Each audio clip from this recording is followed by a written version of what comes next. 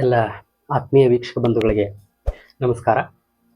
ಈ ದಿನ ಪಂಚತಂತ್ರದ ಮೊದಲ ಭಾಗವಾಗಿರುವಂತಹ ಮಿತ್ರಭೇದ ಪ್ರಕರಣದ ಮೂಲ ಕಥೆಯನ್ನು ನಾನು ತಮ್ಮ ಮುಂದೆ ಹಂಚಿಕೊಳ್ತಾ ಇದ್ದೀನಿ. ಇಲ್ಲಿಯ ತನಕ ಮೂಲ ಕಥೆಯಲ್ಲಿ ಬಂದಿರುವಂತಹ ಎಲ್ಲ ಬೇರೆ ಬೇರೆ ಕಥೆಗಳನ್ನು ಹೇಳ್ತಾ ಬಂದೆ. ಇವತ್ತು ಮೂಲ ಕಥೆಯನ್ನು ಹೇಳುವಂತಹ ಪ್ರಯತ್ನವನ್ನು ನಾನು ಮಾಡ್ತಾ ಇದ್ದೀನಿ.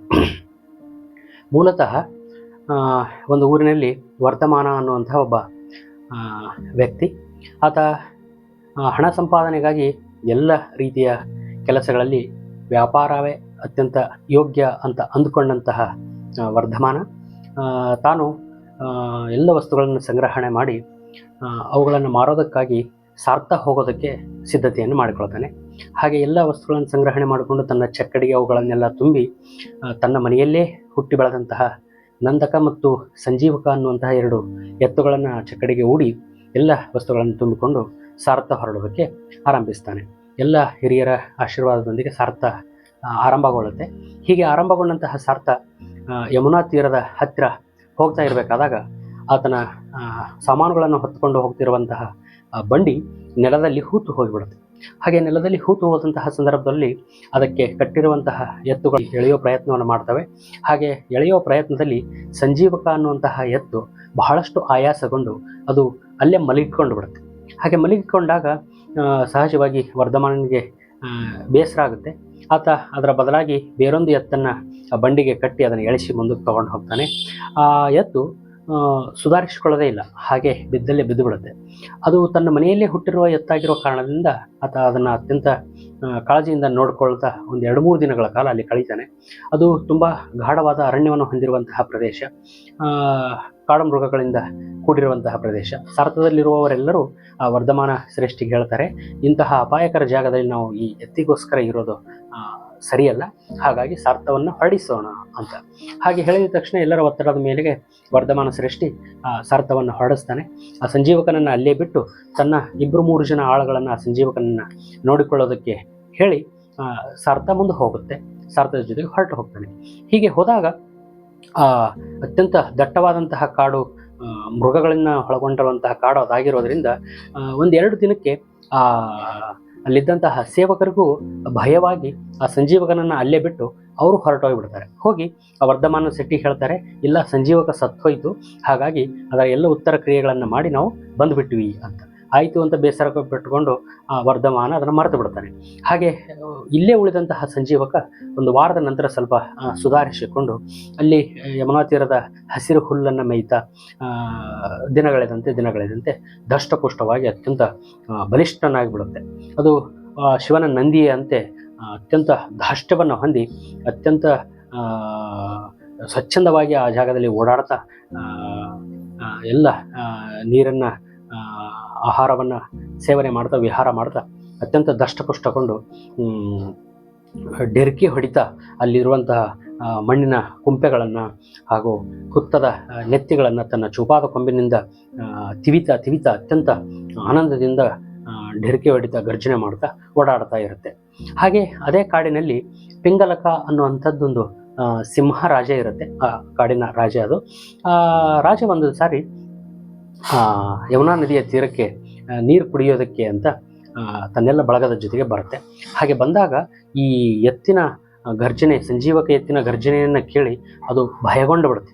ಹಾಗೆ ಭಯಗೊಂಡಂತಹ ಪಿಂಗಲ ನದಿಗೆ ನೀರು ಕುಡಿಯೋದಕ್ಕೆ ಅಂತ ಬಂದಂಥದ್ದು ನದಿಯ ಒಂದಷ್ಟು ದೂರದಲ್ಲಿಯೇ ಒಂದು ಮರದ ಕೆಳಗಡೆಗೆ ಕುಳಿತುಕೊಂಡು ತನ್ನ ಜೊತೆಗೆ ಬಂದಂತಹ ಎಲ್ಲ ವನ್ಯಜೀವಿಗಳನ್ನು ವ್ಯೂಹ ರಚನೆ ಮಾಡಿ ತನ್ನ ಸುತ್ತಲೂ ಅವರನ್ನೆಲ್ಲ ನಿಲ್ಲಿಸಿ ಅಲ್ಲಿ ಒಂದೇ ಕಡೆಗೆ ನಿಂತ್ಕೊಂಡು ಬರುತ್ತೆ.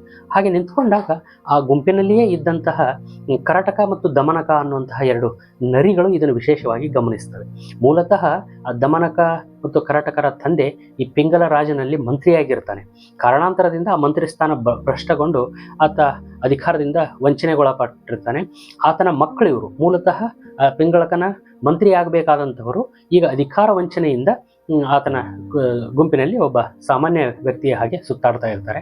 ಆ ದಮನಕ ಅನ್ನುವಂತಹ ಕರಟಕ ನರಿಗಳು ಈ ಪಿಂಗಲಕ ರಾಜ ಹೆದರಿಕೊಂಡಿರೋದನ್ನು ನೋಡ್ತಾರೆ. ಹಾಗೆ ನೋಡಿ ಅವರನ್ನು ಗಮನಿಸಿ ಆದ ಮೇಲೆ ಆ ದಮನಕ ಹೇಳುತ್ತೆ, ಕರಟಕ ಯಾಕೋ ಪಿಂಗಲಕ ರಾಜ ಭಯಗೊಂಡಂತೆ ಕಾಣುತ್ತೆ ಅಂತ ಹೇಳಿ.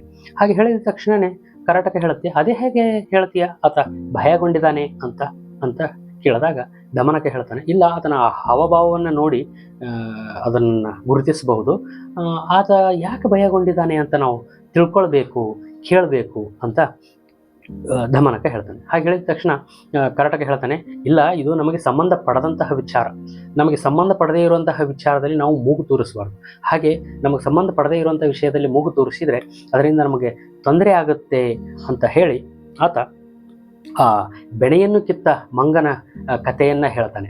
ಹೇಗೆ ತನ್ನಗಲ್ಲದ ವಿಚಾರದಲ್ಲಿ ಕೈ ಹಾಕಿದಂತಹ ಮಂಗ ಸತ್ತು ಹೋಯಿತು, ಆ ಕಥೆಯನ್ನು ಹೇಳಿ ನಮಗೆ ಸಂಬಂಧ ಪಡದೇ ಇರುವಂಥ ವಿಚಾರದಲ್ಲಿ ನಾವು ಭಾಗವಹಿಸಿದರೆ ನಮಗೆ ಹೀಗೆ ತೊಂದರೆ ಆಗುತ್ತೆ ಅಂತ ಹೇಳ್ತಾನೆ. ಹಾಗೆ ಹೇಳಿದ ತಕ್ಷಣ ದಮನಕ್ಕೆ ಹೇಳ್ತಾನೆ, ನೀನು ಕೇವಲ ಆಹಾರದ ಚಿಂತನೆಯನ್ನು ಮಾತ್ರ ಮಾಡ್ತೀಯಾ, ಅದು ಅಷ್ಟೇ ಜೀವನ ಅಲ್ಲ. ನಿಜವಾದ ಬುದ್ಧಿವಂತ, ನಿಜವಾದ ಶಕ್ತಿಶಾಲಿ ತನ್ನ ಮಿತ್ರರ ಉಪಯೋಗಕ್ಕಾಗಿ ಮತ್ತು ಶತ್ರುಗಳನ್ನು ನಿಗ್ರಹದಲ್ಲಿ ಇಡೋದಕ್ಕಾಗಿ ಅಧಿಕಾರವನ್ನು ಬಯಸ್ತಾನೆ, ರಾಜಾಶ್ರಯವನ್ನು ಬಯಸ್ತಾನೆ.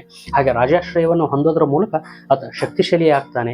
ಹಾಗೆ ಆದಾಗಲೇ ಅದು ನಿಜವಾದ ಜೀವನ ಅಂತ ದಮನಕ ಹೇಳ್ತಾನೆ. ಹಾಗೆ ದಮನಕ ಹೇಳಿದಾಗ ಕರಟಕ ಹೇಳ್ತಾನೆ, ಇಲ್ಲ, ಇಲ್ಲಿ ನಮ್ಮ ಮಾತಿಗೆ ಬೆಲೆ ಇಲ್ಲ, ನಮ್ಮ ಮಾತಿಗೆ ಬೆಲೆ ಇಲ್ಲದೆ ಇರುವಂತಹ ಜಾಗದಲ್ಲಿ ನಾವು ಮಾತನಾಡಬಾರ್ದು. ಹಾಗೆ ಹೇಳಿದಾಗ ದಮನಕ ಹೇಳ್ತಾನೆ, ಹಾಗೆ ಹೇಳಬೇಡ, ರಾಜಸೇವೆಯಲ್ಲಿರುವವರು ಅತ್ಯಂತ ಸಾಮಾನ್ಯ ಮನುಷ್ಯನಾದರೂ ಅತ್ಯಂತ ದೊಡ್ಡ ಪ್ರಾಧಾನ್ಯತೆಯನ್ನು ಪಡ್ಕೊಳ್ತಾನೆ.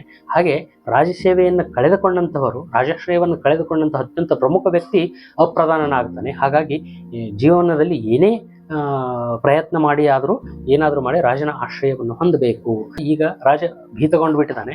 ಈ ಸಂದರ್ಭವನ್ನೇ ಬಳಸಿಕೊಂಡು, ಆತನ ಭಯವನ್ನೇ ಬಳಸಿಕೊಂಡು ನಾವು ಏನಾದರೂ ಮಾಡಿ ಆತನಿಗೆ ಆಪ್ತನಾಗಬೇಕು, ಆತನಿಗೆ ಹತ್ತಿರ ಆಗಬೇಕು. ಆ ಮೂಲಕ ನಮ್ಮ ಮೂಲ ಅಧಿಕಾರವನ್ನು ನಾವು ವಾಪಸ್ ಪಡ್ಕೊಳ್ಬೇಕು ಅಂತ ಹೇಳ್ತಾನೆ. ಹಾಗೆ ಹೇಳಿದಾಗ ಕರಟಕ ಹೇಳ್ತಾನೆ, ಇಲ್ಲ, ಇದು ಬಹಳ ಕಷ್ಟದ ಕಾರ್ಯ, ನೀನು ಏನು ಹೇಳ್ತೀಯ ರಾಜನ ಹತ್ತಿರ ಹೋಗಿ ಅಂತ ಕೇಳಿದಾಗ ದಮನಕ ಹೇಳ್ತಾನೆ, ಇಲ್ಲ, ಅದನ್ನು ಪೂರ್ವ ನಿರ್ಧರಿತವಾಗಿ ಮಾತನಾಡೋದಕ್ಕೆ ಬರೋದಿಲ್ಲ.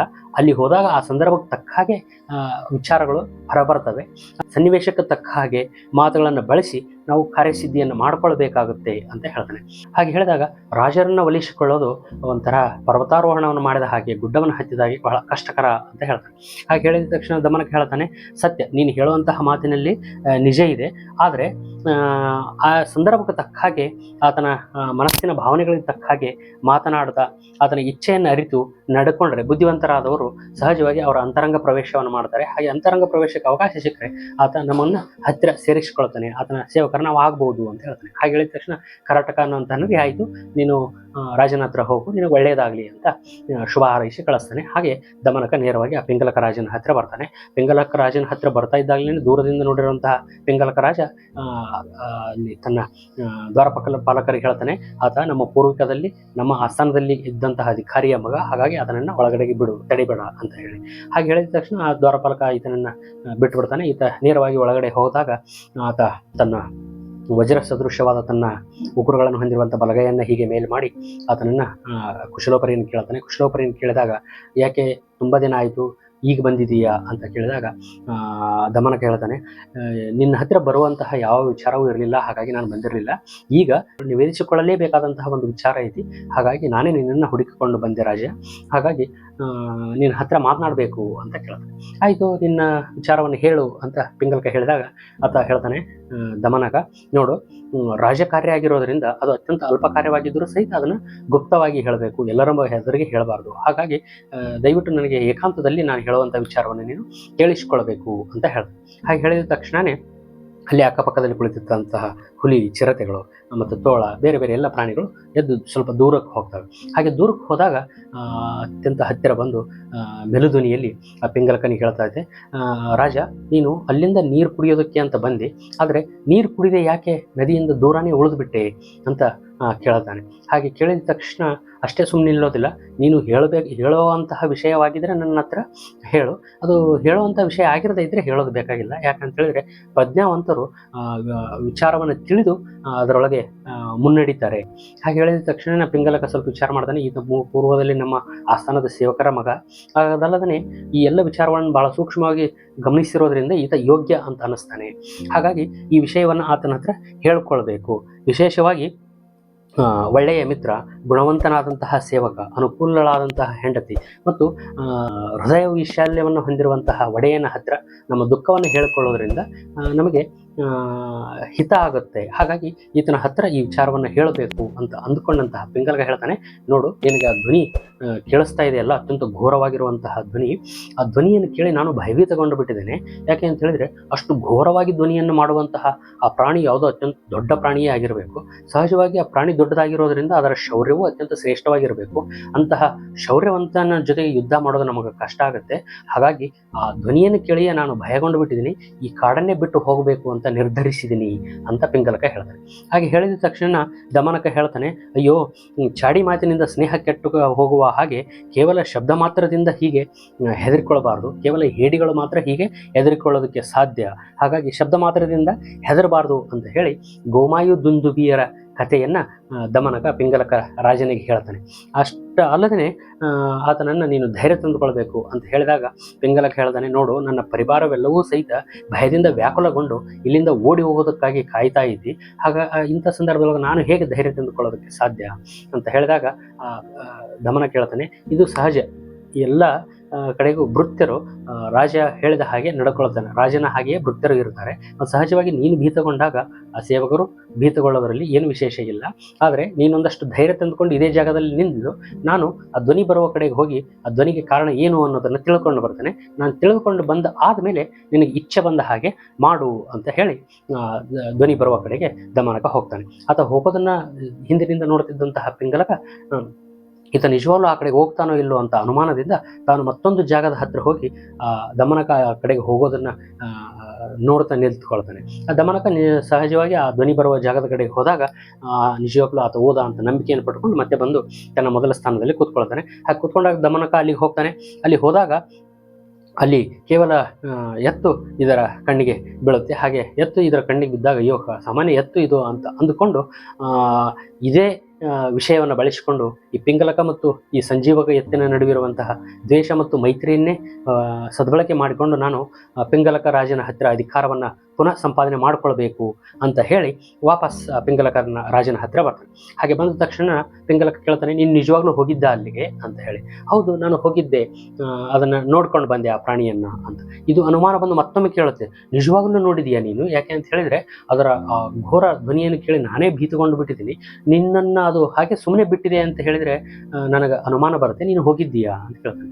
ಅವಾಗ ದಮನ ಕೇಳ್ತಾನೆ, ಇಲ್ಲ, ರಾಜ ದೇವರ ಸಮಾನ, ಹಾಗಾಗಿ ರಾಜನ ಹತ್ತಿರ ಸುಳ್ಳು ಹೇಳಬಾರ್ದು. ನಿಜವಾಗ್ಲೂ ದೇವರು ನಮ್ಮ ಕರ್ಮಗಳಿಗೆ ಅನುಗುಣವಾಗಿ ಮುಂದಿನ ಜನ್ಮದಲ್ಲಿ ಫಲಾಫಲಗಳನ್ನು ಕೊಟ್ಟರೆ ರಾಜ ಈ ಜನ್ಮದಲ್ಲಿಯೇ ಈ ಕ್ಷಣವೇ ನಾವು ಮಾಡುವ ಕಾರ್ಯಕ್ಕೆ ಫಲವನ್ನು ಕೊಡ್ತಾನೆ. ಹಾಗಾಗಿ ರಾಜನ ಹತ್ತಿರ ಸುಳ್ಳು ಹೇಳೋದಕ್ಕಾಗೋದಿಲ್ಲ, ನಾನು ಅಲ್ಲಿ ಹೋಗಿ ನೋಡಿಕೊಂಡು ಬಂದೆ ಅಂತ ಹೇಳ್ತಾನೆ. ಹಾಗೆ ಹೇಳಿದ ತಕ್ಷಣವೇ ಆದರೂ ನೀನು ಬಂದಿದೀಯಾ ಅಂತ ಹೇಳಿದ್ರೆ ಸಾಮಾನ್ಯವಾಗಿ ಮಹಾ ವ್ಯಕ್ತಿಗಳು ಅಲ್ಪಶಕ್ತರ ಮೇಲೆ ಅಲ್ಪ ವ್ಯಕ್ತಿಗಳ ಮೇಲೆ ಆಕ್ರಮಣ ಮಾಡೋದಿಲ್ಲ, ಹಾಗಾಗಿ ನೀನು ಬದುಕಿ ಬಂದಿದೀಯಾ ಅಂತ ಹೇಳ್ತಾನೆ. ಹಾಗೆ ಹೇಳಿದ ತಕ್ಷಣ ದಮನಕ್ಕೆ ಹೌದು, ನಿಜವಾಗ್ಲೂ ಅದು ಸರಿ, ಆತ ಅಲ್ಲಿರುವಂತಹವನು ಮಹಾಶಯನೇ, ನಾನು ಅತ್ಯಂತ ಆತನಿಗೆ ಹೋಲಿಸಿಕೊಂಡ್ರೆ ಅತ್ಯಂತ ಅಲ್ಪನೇ. ಆದರೆ ನೀನು ಹೇಳಿದರೆ ಆ ಮಹಾಶಯನನ್ನು ನಾನು ನಿನ್ನ ಸೇವಕನನ್ನಾಗಿ ಮಾಡ್ತೇನೆ. ಹಾಗೆ ಹೇಳಿದ ತಕ್ಷಣವೇ ಅದು ಹೇಗೆ ಸಾಧ್ಯ ನಿನಗೆ ಅಂತ ಪಿಂಗಲಕ ರಾಜ ಕೇಳಿದಾಗ ದಮನಕ ಹೇಳ್ತಾನೆ, ನೋಡು, ಸೈನ್ಯದಿಂದ, ಅಶ್ವದಳದಿಂದ, ಆಮೇಲೆ ಗಜಪಡೆಯಿಂದ ಮತ್ತು ಶಸ್ತ್ರಾಸ್ತ್ರಗಳಿಂದ ಆಗದೇ ಇರುವಂತಹ ಕಾರ್ಯವನ್ನು ಸಹಿತ ಬುದ್ಧಿವಂತಿಕೆಯಿಂದ ಮನುಷ್ಯನಾದವನು ಮಾಡೋದಕ್ಕೆ ಸಾಧ್ಯ. ಹಾಗಾಗಿ ಅಂತಹ ಬುದ್ಧಿವಂತಿಕೆಯನ್ನು ಬಳಸಿಕೊಂಡು ನಾನು ಆತನನ್ನು ನಿನ್ನ ಸೇವಕನನ್ನಾಗಿ ಮಾಡುತ್ತೇನೆ, ನೀನು ಒಪ್ಪಿದರೆ ನಾನು ಈ ಕೆಲಸಕ್ಕೆ ಕೈ ಹಾಕ್ತೇನೆ ಅಂತ ಹೇಳಿದ. ಹಾಗೆ ಹೇಳಿದ ತಕ್ಷಣ ಖುಷಿಯಾದಂತಹ ಪಿಂಗಲಕ ಹೇಳ್ತಾನೆ, ಸರಿ, ಹಾಗಿದ್ರೆ ನೀನು ಇದನ್ನು ಸಾಧಿಸಿದ್ದೇ ಆದರೆ ನಾನು ನಿನ್ನನ್ನು ಅಮಾತ್ಯ ಸ್ಥಾನಕ್ಕೆ ಏರಿಸ್ತೀನಿ, ಅಮಾತ್ಯನನ್ನಾಗಿ ಮಾಡ್ತೀನಿ ಅಂತ ಹೇಳ್ತಾನೆ. ಹಾಗೆ ಹೇಳಿದ ತಕ್ಷಣ ದಮನಕನಿಗೆ ಖುಷಿಯಾಗುತ್ತೆ. ಆಯಿತು, ಈ ಮಾತನ್ನು ನೆನಪಿನೊಳಗಿಟ್ಕೊ, ನಾನು ಈ ಕಾರ್ಯವನ್ನು ಸಾಧಿಸಿಕೊಂಡು ಬರ್ತೀನಿ ಅಂತ ಹೇಳಿ ಅಲ್ಲಿಂದ ನೇರವಾಗಿ ಆ ಸಂಜೀವಕ ಎತ್ತಿನ ಕಡೆಗೆ ಹೋಗ್ತಾನೆ. ಹಾಗೆ ಹೋಗ್ತಾನೆ ಅತ್ಯಂತ ಸ್ವಲ್ಪ ಗಡುಸು ಧ್ವನಿಯಲ್ಲಿ ಆ ಸಂಜೀವಕನಿಗೆ ಗದರಿಸ್ತಾನೆ, ಹೇಯ್ ದುಷ್ಟ ಎತ್ತೆ, ಹೀಗೆ ಘೋರವಾಗಿ ಶಬ್ದವನ್ನು ಮಾಡಿಕೊಂಡು ಭಯವಿಲ್ಲದ ಹಾಗೆ ಹೇಗೆ ಓಡಾಡ್ತಾ ಇದೆಯಾ? ನಿನ್ನನ್ನು ಪಿಂಗಲಕ ರಾಜ ಕರಿತಾ ಇದ್ದಾನೆ ಅಂತ. ಹಾಗೆ ಹೇಳಿದ ತಕ್ಷಣವೇ ಸಂಜೀವಕ ಎತ್ತು ಕೇಳುತ್ತೆ, ಯಾರು ಈ ಪಿಂಗಲಕ ಅಂತ ಹೇಳಿ. ಹಾಗೆ ಹೇಳಿದ ತಕ್ಷಣ ದಮನಕ ಹೇಳ್ತಾನೆ, ಪಿಂಗಲಕ ಗೊತ್ತಿಲ್ವೇ ನಿನಗೆ? ಈ ಕಾಡಿನ ರಾಜ ಆತ, ಎಲ್ಲ ಮೃಗಗಳ ಒಡೆಯ ಆತ. ವಿಶ್ರಾಂತಿಗಾಗಿ ಬಂದು ಆ ಆಲದ ಮರದ ಕೆಳಗಡೆ ಕೂತ್ಕೊಂಡಿದ್ದಾನೆ. ನಿನ್ನ ಈ ಶಬ್ದದಿಂದ ಆತನಿಗೆ ಬೇಸರಗೊಂಡು ನಿನ್ನನ್ನು ಕರೆಯೋದಕ್ಕೆ ಕಳಿಸಿದ್ದಾನೆ. ಬೇಗನೆ ನಡಿ, ಆ ಪಿಂಗಲಕ ರಾಜನ ಹತ್ರ ಬರಬೇಕು ಈಗ ಅಂತ ಹೇಳ್ತಾನೆ. ಹಾಗೆ ಹೇಳಿದ ತಕ್ಷಣ ಸಂಜೀವಕ ಸ್ವಲ್ಪ ಭಯಭೀತಗೊಂಡು, ಅಯ್ಯೋ, ನನ್ನ ಆಯಸ್ಸೇ ಮುಗಿದು ಹೋಯ್ತೇನೋ, ಆ ಮೃಗರಾಜ ನನ್ನನ್ನು ಕರೆಸಿದ್ದಾನೆ ಅಂತ ಹೇಳಿದ್ರೆ ಏನೋ ಕಾದಿದೆ ನನಗೆ ಅಂತ ಅಂದುಕೊಂಡು ಆತ ಈ ದಮನಕ ದಮನಕನಿಗೆ ಸ್ವಲ್ಪ ನೈಸ್ ಮಾಡಿ ಹೇಳ್ತಾನೆ, ನೋಡು ನೀನು ನೋಡೋದಕ್ಕೆ ಒಳ್ಳೆಯ ವ್ಯಕ್ತಿಯ ಹಾಗೆ ಕಾಣ್ತೀಯ ಮತ್ತು ನಿನ್ನ ಮಾತುಗಳು ಬಹಳ ಹಿತವಾಗಿದ್ದವು. ನಾನು ನಿನ್ನ ಮಾತಿನ ಹಾಗೆ ಆ ಪಿಂಗಲಕ ರಾಜನ ಹತ್ರ ಬರ್ತೇನೆ, ಆದರೆ ನೀನು ನನಗೆ ಅಭಯ ಪ್ರದಾನವನ್ನು ಮಾಡಿಸಬೇಕು ಆತನಿಂದ. ಆತ ಅಭಯ ಪ್ರದಾನ ಮಾಡಿದರೆ ಮಾತ್ರ ನಾನು ಅಲ್ಲಿಗೆ ಬರ್ತೀನಿ. ದಯವಿಟ್ಟು ನೀನು ನನಗೆ ಅಭಯ ಪ್ರದಾನವನ್ನು ಪಡಿಸಿಕೊಂಡು ಅಲ್ಲಿಗೆ ಕರ್ಕೊಂಡು ಹೋಗು ಅಂತ ಹೇಳ್ತಾನೆ. ಹಾಗೆ ಹೇಳಿದ ತಕ್ಷಣ ಒಳಗೆ ನಕ್ಕಂತ ದಮನಕ, ಸರಿ ನಾನು ಸಮಯವನ್ನು ನೋಡಿಕೊಂಡು ಆ ಪಿಂಗಲಕ ರಾಜನ ಹತ್ರ ಮಾತನಾಡಿಕೊಂಡು ನಿನಗೆ ಅಭಯ ಪ್ರದಾನವನ್ನು ಪ್ರಾಪ್ತಿ ಮಾಡಿಕೊಂಡು ನಾನು ನಿನ್ನನ್ನು ಕರೆದುಕೊಂಡು ಹೋಗ್ತೇನೆ ಅಂತ ಹೇಳಿ ವಾಪಸ್ ಮತ್ತೆ ಪಿಂಗಲಕ ರಾಜನ ಹತ್ತಿರಕ್ಕೆ ಹೋಗ್ತಾನೆ. ಹಾಗೆ ಹೋಗಿ ಪಿಂಗಲಕ ರಾಜನಿಗೆ ಹೇಳ್ತಾನೆ, ಸ್ವಾಮಿ ನಿಜವಾಗ್ಲೂ ಅದು ಅತ್ಯಂತ ಅಸಾಮಾನ್ಯವಾದಂತಹ ಪ್ರಾಣಿ. ಆ ಶಿವನ ವಾಹನವಾದಂತಹ ನಂದಿಯೇ ಹಾಗೆ ಅಲ್ಲಿ ಸ್ವೇಚ್ಛಾಚಾರದಿಂದ ಸುತ್ತಾಡ್ತಾ ಇರೋದು. ಅತ್ಯಂತ ಬೃಹದಾಕಾರವಾಗಿರುವಂಥ ಅತ್ಯಂತ ಶಕ್ತಿಶಾಲಿಯಾಗಿರುವಂತಹ ಶಿವನ ನಂದಿ ಅದು ಅಂತ ಹೇಳ್ತಾನೆ. ಹಾಗೆ ಹೇಳಿದ ತಕ್ಷಣ ಪಿಂಗಲಕ ಹೇಳ್ತಾನೆ, ನಿಜ ನನಗೆ ಅನಿಸಿತ್ತು, ನಾನು ಅಂದ್ಕೊಂಡಿದ್ದು ಸರಿಯಾಯಿತು. ಒಬ್ಬ ಸಾಮಾನ್ಯ ಸಸ್ಯಾಹಾರಿ ಪ್ರಾಣಿ ದೈವದ ಶಕ್ತಿ ಇಲ್ಲದೇನೆ ಹೀಗೆ ಇಂತಹ ಕಾಡು ಮೃಗಗಳು ಇರುವಂತಹ ಜಾಗದಲ್ಲಿ ಹೀಗೆ ಭಯವಿಲ್ಲದೇನೆ ಸುತ್ತಾಡೋದಕ್ಕೆ ಸಾಧ್ಯ ಇಲ್ಲ. ನನಗೆ ಇದು ಪೂರ್ವದಲ್ಲಿಯೇ ಗೊತ್ತು ಅಂತ ಹೇಳ್ತಾನೆ. ಮತ್ತೆ ನೀನು ಏನಂತ ಹೇಳಿದೆ ಆತನ ಹತ್ರ ಅಂತ ಪಿಂಗಲಕ ಕೇಳಿದಾಗ ದಮನ ಕೇಳ್ತಾನೆ, ನೋಡು ನೀನು ಆ ಶಿವನ ನಂದಿಯಾಗಿದ್ರೆ ನಮ್ಮ ಒಡೆಯ ಪಿಂಗಲಕ ರಾಜ ಆ ಚಂಡಿಕಾದೇವಿಯ ವಾಹನವಾಗಿರುವಂತಹ ಸಿಂಹ. ಹಾಗಾಗಿ ಆತನ ಜಾಗಕ್ಕೆ ನೀನು ಬಂದಿದೀಯಾ, ಏನು ತೊಂದರೆ ಇಲ್ಲ. ಇಲ್ಲಿ ಬಂದ ನಂತರ ಆತನ ಜೊತೆಗೆ ಇದ್ದುಕೊಂಡು ಆತನ ಅತಿಥಿಯಾಗಿ ನೀನು ಇರಬೇಕು. ಆತನ ಹತ್ರ ಬಂದು ಅಭಯ ಪ್ರದಾನವನ್ನು ಮಾಡಿಸಿಕೊಂಡು ಆತನ ಜೊತೆಗೆ ಅನ್ನಪಾನ ವಿಹಾರಗಳನ್ನು ಮಾಡಬೇಕು ಅಂತ ಹೇಳಿದ್ದೀನಿ. ಅದಕ್ಕೆ ಆತನೂ ಸಹಿತ ಒಪ್ಪಿಕೊಂಡಿದ್ದಾನೆ. ನೀವು ಒಪ್ಪಿದರೆ ಮುಂದಿನ ನಡೆಯನ್ನು ಮಾಡಬಹುದು ಅಂತ ಪಿಂಗಲಕ ರಾಜನಿಗೆ ಹೇಳ್ತಾನೆ. ಹಾಗೆ ಹೇಳಿದ ತಕ್ಷಣನೇ ಪಿಂಗಲಕನಿಗೆ ಖುಷಿಯಾಗುತ್ತೆ. ರಾಜನಿಗೆ, ವಾಹ್, ನಾನು ಮೆಚ್ಚಿದೆ ನಿನ್ನ ಬುದ್ಧಿವಂತಿಕೆಯನ್ನು. ನೀನು ಇಂದಿನಿಂದ ನನ್ನ ಅಮಾತ್ಯನಾಗಿರು. ನೀನು ಇವತ್ತಿನಿಂದ ನಿಗ್ರಹ ಮತ್ತು ಅನುಗ್ರಹದ ಎಲ್ಲ ಕಾರ್ಯಗಳನ್ನು ನನ್ನ ರಾಜ್ಯದಲ್ಲಿ ನೆರವೇರಿಸು. ಆಯಿತು, ಹಾಗೆ ಆತನನ್ನು ಕರೆದುಕೊಂಡು ಬಂದು ನನ್ನ ಸ್ನೇಹಿತನನ್ನಾಗಿ ಮಾಡು ಅಂತ ಹೇಳ್ತಾನೆ. ಹಾಗೆ ಹೇಳಿದ ತಕ್ಷಣನೇ ದಮನಕ ಸಂಜೀವಕನ ಹತ್ತಿರಕ್ಕೆ ಹೋಗ್ತಾನೆ. ಹೋಗಿ ಸಂಜೀವಕನಿಗೆ ಹೇಳ್ತಾನೆ, ಆಯಿತು ನಾನು ಅಭಯ ಪ್ರದಾನವನ್ನು ಪಡೆದುಕೊಂಡಿದ್ದೇನೆ, ನೀನು ಈಗ ಬರಬಹುದು ನಮ್ಮ ಜೊತೆಗೆ ಅಂತ ಹೇಳಿ ಆತನನ್ನು ಕರೆದುಕೊಂಡು ಬರ್ತಾನೆ. ಬರಬೇಕಾದಾಗ ಹೇಳ್ತಾನೆ, ನೋಡು ಈಗ ನೀನು ರಾಜನ ಹತ್ರ ಬಂದಾಗ ರಾಜನ ಆತ್ಮೀಯ ಸ್ನೇಹಿತನಾಗಿ ಬಿಡ್ತೀಯ. ರಾಜನ ಹತ್ರ ಬಂದಾಗ ನೀನು ರಾಜನ ಹಾಗೆ ನನಗೆ ಜೋರು ಮಾಡೋ ಹಾಗಿಲ್ಲ. ನನ್ನನ್ನು ನೀನು ಚೆನ್ನಾಗಿ ನೋಡ್ಕೊಳ್ಬೇಕು. ಅಲ್ಲದೆ ರಾಜನ ಸೇವೆಯಲ್ಲಿ ಇರುವಂತಹ ಅಧಮ, ಮಧ್ಯಮ ಮತ್ತು ಉತ್ತಮರಾದಂಥವರನ್ನ ಎಲ್ಲರನ್ನೂ ಗೌರವಿಸಬೇಕು. ಹಾಗೆ ಗೌರವಿಸದೇ ಇದ್ರೆ ಆ ಗೌರವಿಸದಿರುವಂಥ ವ್ಯಕ್ತಿ ಕಷ್ಟಕ್ಕೆ ಸಿಕ್ಕಾಕಿಕೊಳ್ತಾನೆ ಅಂತ ಹೇಳಿ ದಂತಿಲ ಮತ್ತು ಗೊರಂಬರ ಕಥೆಯನ್ನು ಹೇಳ್ತಾನೆ.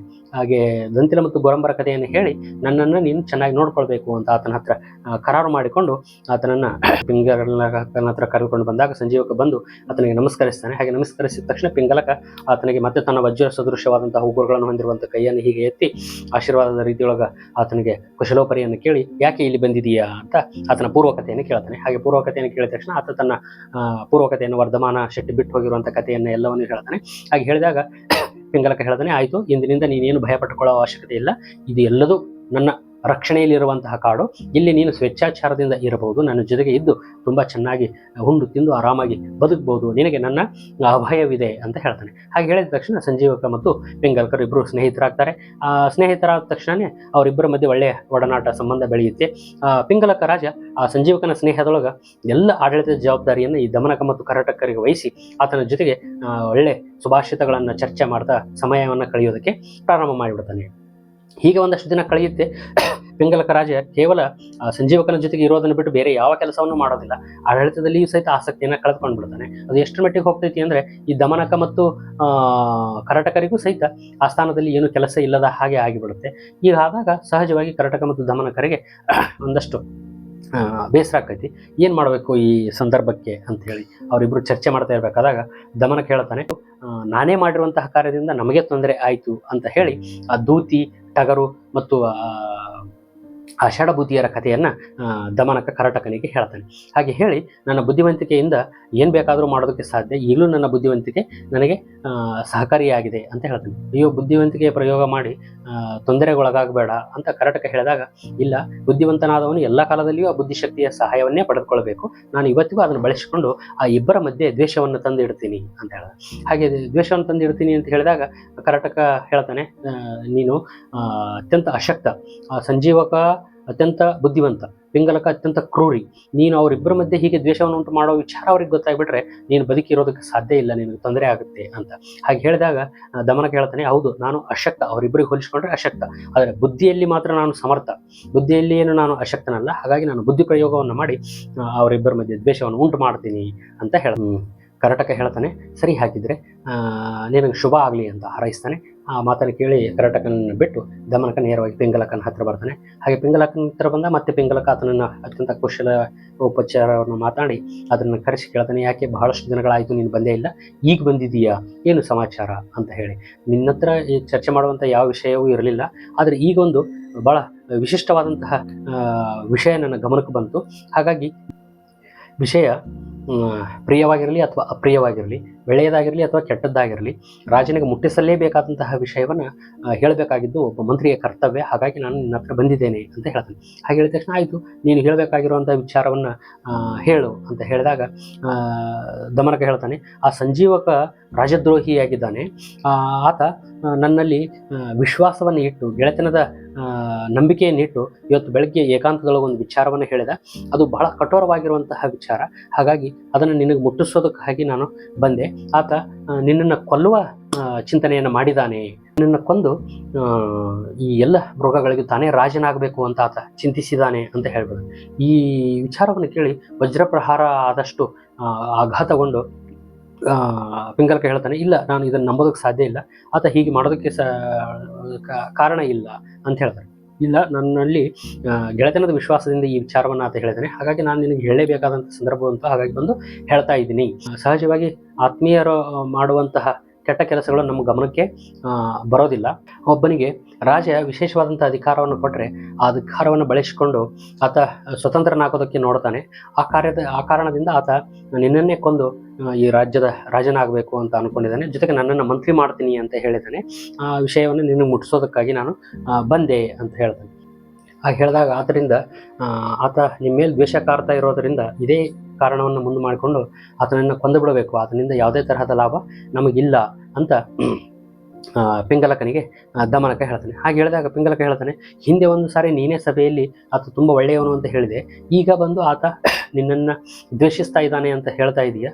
ಇದು ಸಹಜವಾಗಿ ನನಗೆ ಒಂತರಹದ ಗೊಂದಲ ಉಂಟಾಗಿದೆ. ಅದಲ್ಲದೆ ನಾನು ಆತನ ಮೇಲೆ ಅಭಯ ಪ್ರದಾನವನ್ನು ಮಾಡಿದ್ದೇನೆ, ಆತನನ್ನು ಹೇಗೆ ಕೊಲ್ಲೋದು ಅಂತ ಪಿಂಗಲಕ ಹೇಳಿದಾಗ ದಮನಕ ಹೇಳ್ತಾನೆ, ಪ್ರಭು, ದ್ರೋಹ ಮಾಡುವವರನ್ನು ಕ್ಷಮಿಸಬಾರ್ದು, ರಾಜಧರ್ಮ ಅಲ್ಲ ಅದು. ಆತನನ್ನು ಕ್ಷಮಿಸಿದರೆ ದುರ್ಯೋಧನರ ಸಂಘದಿಂದ ಹೇಗೆ ಭೀಷ್ಮರು ಸಹಿತ ಗೋಗ್ರಹಣದಂತಹ ಕೆಟ್ಟ ಕಾರ್ಯದಲ್ಲಿ ತೊಡಗಿಸಿಕೊಂಡ್ರು, ಹಾಗೆ ದುಷ್ಟನ ಜೊತೆಗಿದ್ದಾಗ ಒಳ್ಳೆಯವರು ಸಹಿತ ದುಷ್ಟರಾಗಿ ಬಿಡ್ತಾರೆ.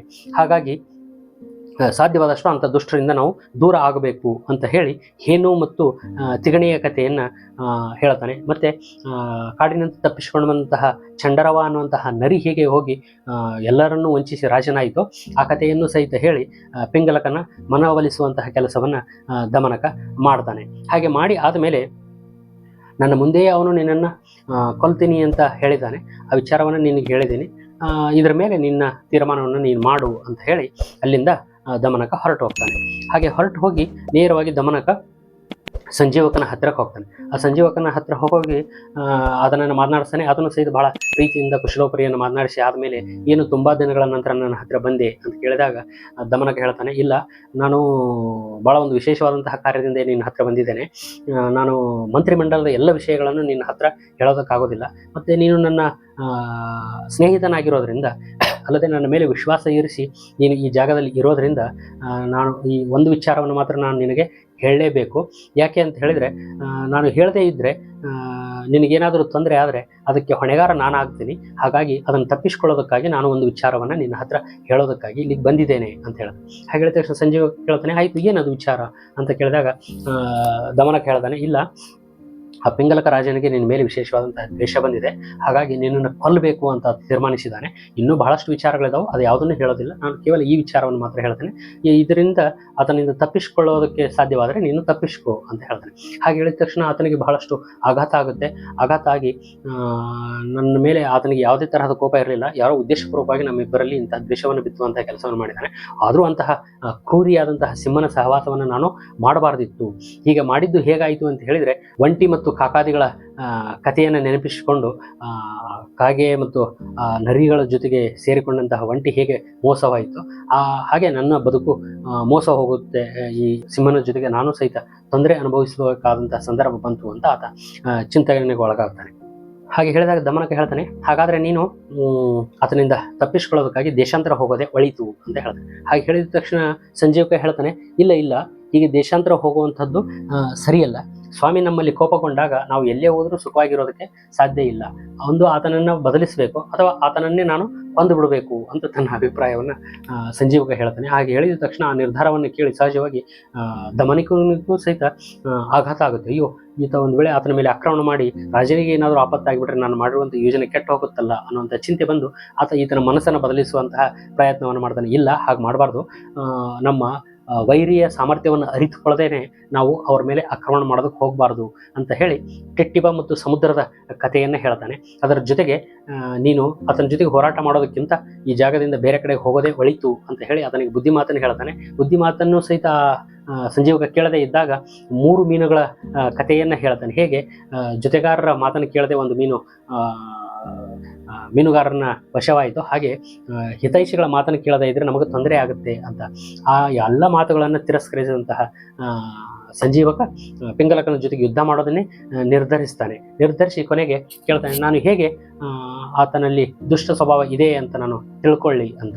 ಹಂಗೆ ಹೇಳಿದ ತಕ್ಷಣ ಮಾರನೇ ದಿವಸ ಆತನ ಇನ್ನು ಹತ್ತಿರ ಬರ್ತಾನಲ್ಲ, ಹಾಗೆ ಬಂದಾಗ ನೋಡು ಆತನ ಕಣ್ಣುಗಳು ಕೆಂಪಾಗಿದ್ದು, ಆತನ ಹಣೆಯ ಮೇಲೆ 3 ಗೆರೆಗಳು ಬಿದ್ದಿದ್ದು, ಆತ ತನ್ನ ನಾಲಿಗೆಯಿಂದ ತುಟಿಗಳನ್ನು ಸವರ್ಕೊಳ್ತಾ ಇದ್ದರೆ ಸಹಜವಾಗಿ ನಿನ್ನ ಮೇಲೆ ಆಕ್ರಮಣ ಮಾಡೋದಕ್ಕೆ ಆತ ಕಾಯ್ತಾ ಇದ್ದಾನೆ ಅಂತ ಅಂದ್ಕೋ ಅಂತ ಹೇಳಿ ಇದರ ಮೇಲೆ ನೀನು ತಿಳಿದ ಹಾಗೆ ಮಾಡುವಂತ ಹೊರಟು ಹೋಗಿಬಿಡ್ತಾನೆ. ಹಾಗೆ ಹೋಗಿ ನೇರವಾಗಿ ಕರಟಕನ ಹತ್ರ ಬರ್ತಾನೆ.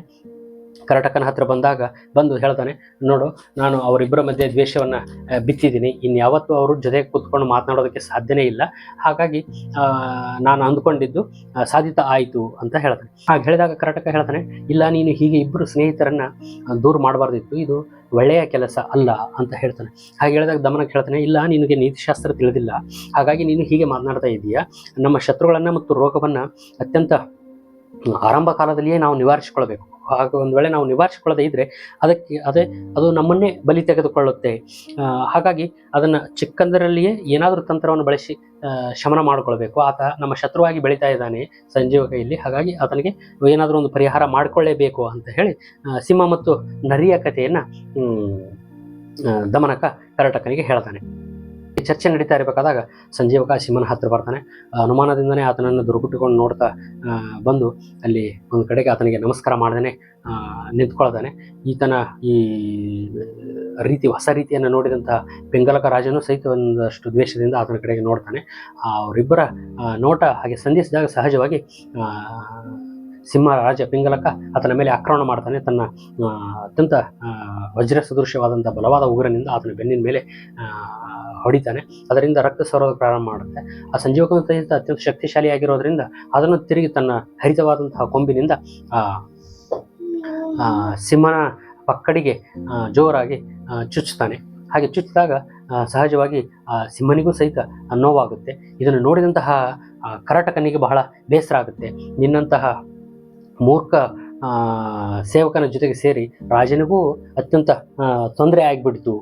ಅದಲ್ಲದೆ ತಾನು ಮಾಡುವಂತಹ ಕೆಟ್ಟ ಕಾರ್ಯಗಳಿಂದ ಹೇಗೆ ತಾನೇ ತೊಂದರೆಯನ್ನು ಅನುಭವಿಸ್ತಾನೆ ಅನ್ನುವಂಥದ್ದನ್ನು ಧರ್ಮಬುದ್ಧಿ ಮತ್ತು ದುಷ್ಟಬುದ್ಧಿಯರ ಕಥೆಯನ್ನು, ಸೂಚಿಮುಖ ಮತ್ತು ಗುಬ್ಬಚ್ಚಿಯ ಕಥೆಯನ್ನು ಮತ್ತು ಗುಬ್ಬಚ್ಚಿ ದಂಪತಿಯರ ಮತ್ತು ವಾನರನ ಕಥೆಯನ್ನು ಹೇಳಿ ಕರಟಕ ಈ ದಮನಕನಿಗೆ ನಿಂದಿಸ್ತಾನೆ, ಬೈತಾನೆ.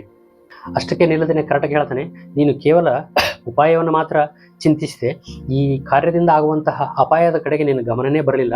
ಬುದ್ಧಿವಂತನಾದವನು ಉಪಾಯ ಮತ್ತು ಅದರಿಂದ ಆಗುವ ಅಪಾಯ ಎರಡನ್ನೂ ಚಿಂತಿಸ್ತಾನೆ.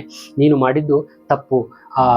ಮೂರ್ಖ ಬಕ ಹಾಗೂ ಮುಂಗುಸಿಯರು ಹೇಗೆ ತಪ್ಪು ನಿರ್ಧಾರವನ್ನು ತೆಗೆದುಕೊಂಡ್ರು, ಹಾಗೆ ನೀನು ತಪ್ಪು ನಿರ್ಧಾರವನ್ನು ತೆಗೆದುಕೊಂಡಿದೀಯಾ ಅಂಥೇಳಿ ಕರಟಕ ದಮನಕನನ್ನು ನಿಂದಿಸ್ತಾನೆ. ಅಲ್ಲದೆ ವ್ಯವಹಾರ ಹೇಗಿರಬೇಕು ಅನ್ನೋದನ್ನು ಲೋಹದ ತಕ್ಕಡಿ ಮತ್ತು ಬ್ರಾಹ್ಮಣನ ಮಗನ ಕಥೆಯನ್ನು ಹೇಳೋದರ ಮೂಲಕ ಅತ್ಯಂತ ಸೂಕ್ಷ್ಮವಾಗಿ ವ್ಯವಹರಿಸಬೇಕು ಅನ್ನೋದನ್ನು ಸಹಿತ ಹೇಳ್ತಾನೆ. ಅದಲ್ಲದೆ ನಿನ್ನಂಥ ಅಯೋಗ್ಯ, ಸೇವಕನಾಗೋದಕ್ಕೆ, ಮಂತ್ರಿ ಆಗೋದಕ್ಕೆ ನೀನು ಯೋಗ್ಯನಲ್ಲ ಅಂತ ಹೇಳಿ ಮೂರ್ಖ ಸೇವಕನಿಗಿಂತ ಬುದ್ಧಿವಂತ ಶತ್ರುವೇ ಮೇಲು ಅನ್ನುವಂತಹ ಕಥೆಯನ್ನು ಸಹಿತ ಕರಟಕ ದಮನಕನಿಗೆ ಹೇಳಿ ದಮನಕನನ್ನು ನಿಂದಿಸ್ತಾನೆ. ಹಾಗೆ ನಿಂದಿಸೋ ಅಷ್ಟೊತ್ತಿಗೆ ಅಲ್ಲಿ ಆ ಕಡೆಗೆ ನಡೀತಿದ್ದಂತಹ ಜಗಳ ವಿಕೋಪಕ್ಕೆ ಹೋಗಿ ಪಿಂಗಲಕ ತನ್ನ ಶಕ್ತಿಶಾಲಿ ಉಗುರುಗಳಿಂದ ಸಂಜೀವಕನನ್ನು ಹೊಡೆದು ಕೊಂದು ಬಿಡ್ತಾನೆ. ಹಾಗೆ ಕೊಂದಾಗ ಸಹಜವಾಗಿ ಕರಟಕ ಮತ್ತು ದಮನಕರಿಗೆ ಸಮಾಧಾನ ಆಗುತ್ತೆ. ಹಾಗೆ ಸತ್ತು ಬಿದ್ದಂತಹ ಸಂಜೀವಕನನ್ನು ನೆನೆಸಿಕೊಂಡು ಪಿಂಗಲಕ ಅಳೋದಕ್ಕೆ ಪ್ರಾರಂಭ ಮಾಡ್ತಾನೆ. ಆತನ ಗುಣಗಾನವನ್ನೆಲ್ಲ ಮಾಡಿ ನಾನು ಎಂತಹ ವಿಶ್ವಾಸ ದ್ರೋಹವನ್ನು ಮಾಡಿಬಿಟ್ಟೆ ಅಂತ ದುಃಖಿಸೋದಕ್ಕೆ ಪ್ರಾರಂಭ ಮಾಡ್ತಾನೆ. ಹಾಗೆ ದುಃಖಿಸ್ತಾ ಇರುವಂತಹ ಪಿಂಗಲನ ಹತ್ತಿರ ಬಂದಂತಹ ದಮನಕ ಆತನಿಗೆ ಹೇಳ್ತಾನೆ, ರಾಜ್ಯಾಡಳಿತವೇ ಹಾಗಿರುತ್ತೆ. ರಾಜ್ಯಾಡಳಿತ ಅನ್ನುವಂಥದ್ದು ವೇಷೆಯ ಹಾಗೆ. ಅಂದರೆ ವೇಷೆ ಹೇಗೆ ಸತ್ಯವನ್ನು ಮತ್ತು ಸುಳ್ಳನ್ನು ಮಾತನಾಡ್ತಾಳೋ ಮತ್ತು ಒಳ್ಳೆಯದನ್ನು ಮತ್ತು ಕೆಟ್ಟದ್ದನ್ನು ಮಾತನಾಡ್ತಾಳೋ ಸಂದರ್ಭಕ್ಕೆ ತಕ್ಕ ಹಾಗೆ, ಅವಳು ಜನರಿಂದ ಹಣವನ್ನು ವಿಪರೀತವಾಗಿ ದೋಚಿ ಮತ್ತು ಬೇರೆ ಕಡೆಗಳಲ್ಲಿ ಯಥೇಚ್ಛವಾಗಿ ಖರ್ಚು ಮಾಡ್ತಾಳೋ ಹಾಗೆ ಸಮಯ ಸಂದರ್ಭಕ್ಕನುಗುಣವಾಗಿ ಆಡಳಿತದಲ್ಲಿ ಈ ಎಲ್ಲವುಗಳನ್ನು ನಾವು ಪಾಲಿಸಬೇಕು. ಅದಲ್ಲದೆ ಬುದ್ಧಿವಂತನಾದಂಥವನು ಸತ್ತಿರುವವರ ಬಗ್ಗೆ ಮತ್ತು ಸಾಯೋದಕ್ಕೆ ಸಿದ್ಧರಾಗಿರುವವರ ಬಗ್ಗೆ ಅಥವಾ ಬದುಕಿರುವವರ ಬಗ್ಗೆ ಜ್ಞಾನಿಯಾದಂಥವನು ಎಂದೂ ಚಿಂತಿಸೋದಿಲ್ಲ. ಹಾಗಾಗಿ ನೀನು ಸಹಿತ ಸಂಜೀವಕನ ಬಗ್ಗೆ ಚಿಂತನೆಯನ್ನು ಮಾಡಿದ್ರೆ ಈ ರಾಜ್ಯಾಡಳಿತದ ಬಗ್ಗೆ ಗಮನವನ್ನು ಕೊಡಬೇಕು ಅಂತ ಹೇಳಿ ಆತನನ್ನು ಸಮಾಧಾನ ಮಾಡಿಸ್ತಾನೆ. ಹಾಗೆ ಸಮಾಧಾನ ಪಡಿಸಿದಂತಹ ದಮನಕನನ್ನು ಪಿಂಗಲಕ ರಾಜ ಮಂತ್ರಿಯನ್ನಾಗಿ ಘೋಷಿಸ್ತಾನೆ. ಹೀಗೆ ಆ ಇಬ್ಬರು ಸ್ನೇಹಿತರನ್ನು ಬೇರೆ ಬೇರೆ ಮಾಡೋದರ ಮೂಲಕ ದಮನಕ ಮತ್ತು ಕರಟಕರು ತಮಗೆ ಹಿಂದೆ ತನ್ನ ತಂದೆಯ ಕಾಲದಲ್ಲಿ ತಪ್ಪಿ ಹೋಗಿದ್ದಂತಹ ಮಂತ್ರಿ ಪದವಿಯನ್ನು ಮತ್ತೆ ವಾಪಸ್ ಪಡೆದುಕೊಳ್ಳುವಂತಹ ಕಾರ್ಯದಲ್ಲಿ ಯಶಸ್ವಿಯಾಗ್ತಾರೆ.